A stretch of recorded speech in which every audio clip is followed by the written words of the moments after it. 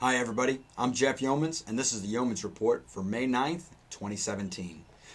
Business Insider has an article indicating that bank data breaches are up, and it's an inside job. Now, I've been in this business for about 20 years. In July, 20 years. Anyway, and that's not new news. It's always been the insider threat. Now, is it the Hollywood insider threat where people are doing it on purpose and they're being cloak and dagger and there's a whole story that needs to be told? Sometimes. Sometimes that's happening.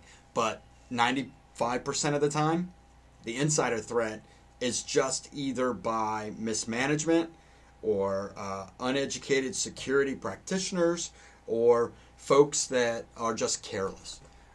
So there's the intentional, which Hollywood loves, and then there's the unintentional, which all of us hate. So in the banking industry, it would appear that there is a 937% year-over-year rise in 2016 for breaches in the financial sector. Wow. 200 million financial service records were breached. That's crazy in 2016. So that's insane. And they're defining a breach in terms of an incident in which data was stolen. So as you can imagine, the financial industry is going to be your biggest target, especially if you have to have no technical skill. You can just manipulate somebody from an insider perspective, whether coerce them into breaking the law or manipulate them into some type of accident that exposes your data. That's much more rewarding than stealing records, going on the dark web, and selling them off piecemeal. Right? I can just breach a financial account and get everything I need. So that's a really interesting article that I enjoyed reading. The next one is from IT Pro Portal. People are still the biggest threats to cybersecurity. Again, they're saying the same thing, and it's nothing new. So let's talk about some of those accidental threats that we can put in place to stop some of these issues. Number one, education.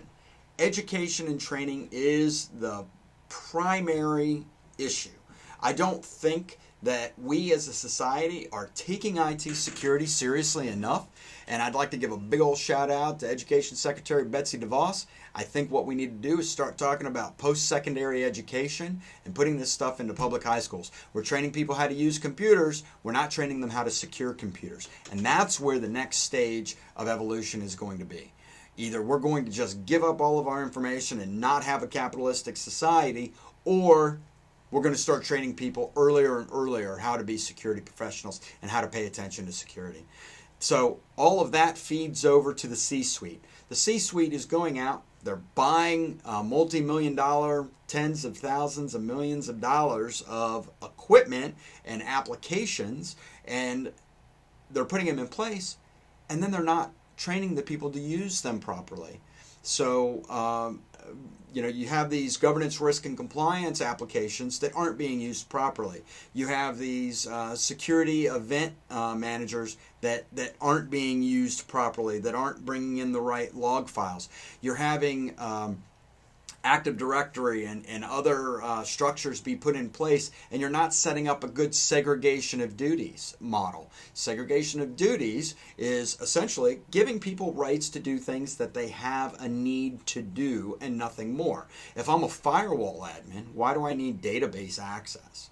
If I'm a database admin, why do I need web server access? Why are these things all laid out in a flat form where any IT guy can access anything? That's asking for trouble, especially in large organizations. Segregation of duties. Allow HR people to do HR tasks. Allow financial analysts to do financial tasks. Allow IT security people to review and track audits or monitor log files. Those types of things. With that said, education, segregation of duties, the insider threat is the biggest threat. It will be for the foreseeable future.